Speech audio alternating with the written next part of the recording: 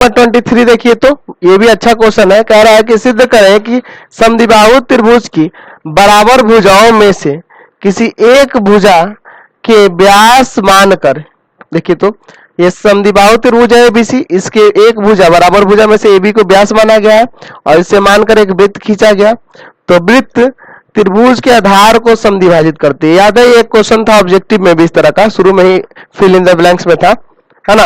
यानी कि आपको यहां दिखाना है कि ये बीडी जो होगा ना सीडी बराबर होगा। तो आपको सबसे पहले लिखना होगा, दिया है ए बी सी एक समद्विबाहु त्रिभुज है, समद्विबाहु त्रिभुज है। अच्छा, और क्या दिया हुआ है, जिसमें ए बी बराबर है ए सी, क्योंकि ये यही ना बराबर भुजा में से किसी एक को लिया है।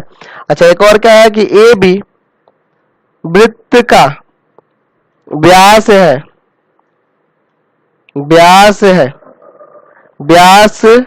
हो गया।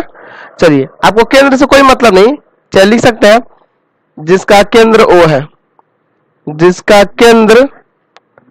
केंद्र O है। चलिए, समझ गए। अब देखिए, तो सिद्ध करना है, क्या सिद्ध करना है, तो कह रहा है कि वृत्त की ये जो वृत्त आ रहा है यहां से गुजर रहा है वो आधार को समद्विभाजित करेगा। यानी कि आपको दिखाना है कि बीडी जो है ना सीडी के बराबर होगा। एक रचना करिए, रचना क्या करेंगे, एडी को मिलाएंगे, एडी को मिलाया, समझ गए ना। तो इसमें एडी को मिला दीजिए यहां से ऐसे, देखिए मिल गया एडी। चलिए, अब इसको थोड़ा डॉटेड कर दीजिए ताकि याद रहे कि आपका ये रचना है। चलिए, हो गया। अब देखिए प्रमाण इसका बहुत ही सिंपल है। आप देखिए यहाँ पे पहले चीज कि ये दोनों 90-90 होंगे, क्योंकि देखिए आपको पता है कि वृत्त का व्यास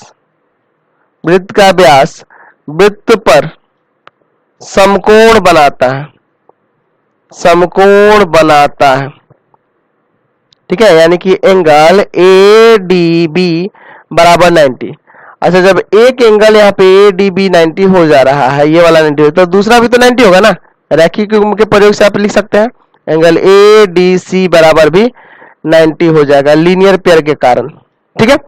अब क्या करेंगे, इन दोनों त्रिभुजों को सर्वांगसम कर देंगे तो आपका ये साबित हो जाएगा CPCT से। तो चलिए दोनों त्रिभुजों में लेते हैं। तो कौन कौन से त्रिभुज, तो त्रिभुज ABD तथा त्रिभुज ACD में, ABD और ACD में, ठीक है।